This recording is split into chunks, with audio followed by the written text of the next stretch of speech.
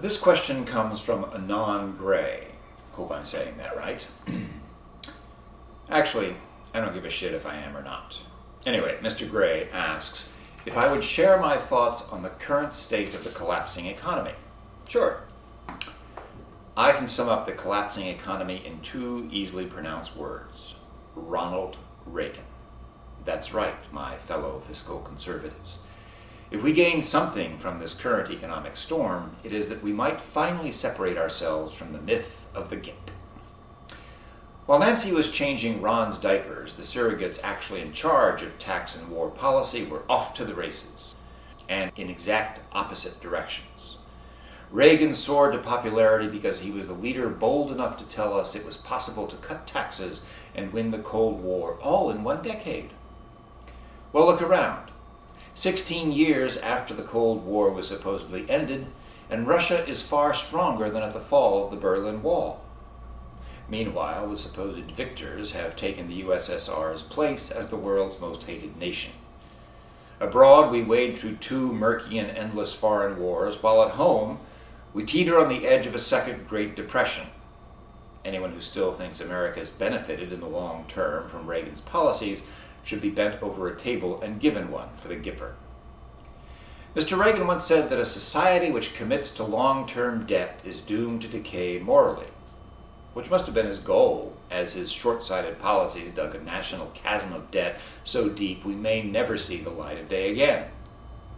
Vegas is giving 7-1 that America pays down national debt before it collapses and falls from the face of the earth. Yeah, thanks, Ron. You took a country in an economic slump and sold us the idea that all our problems were only a credit card away. That the short-term goal of expediting a war against an already doomed enemy was more important than perpetual existence.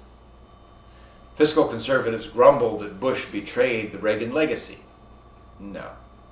George W. Bush is the Reagan legacy. And unlike Mr. Bush, most Americans can't call daddy when Ronald Reagan's Pampers hit the fan.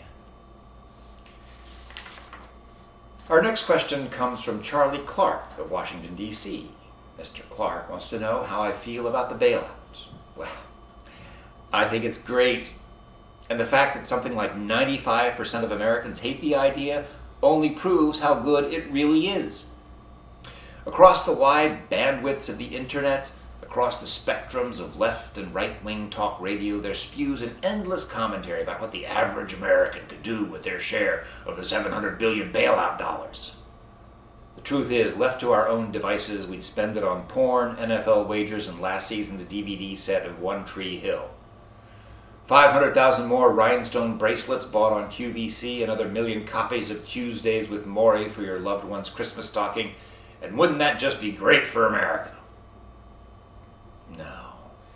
If there's something our recent string of presidents, our soaring national debt, our sad excuse for human culture has taught us, is that Americans cannot be trusted with their own futures.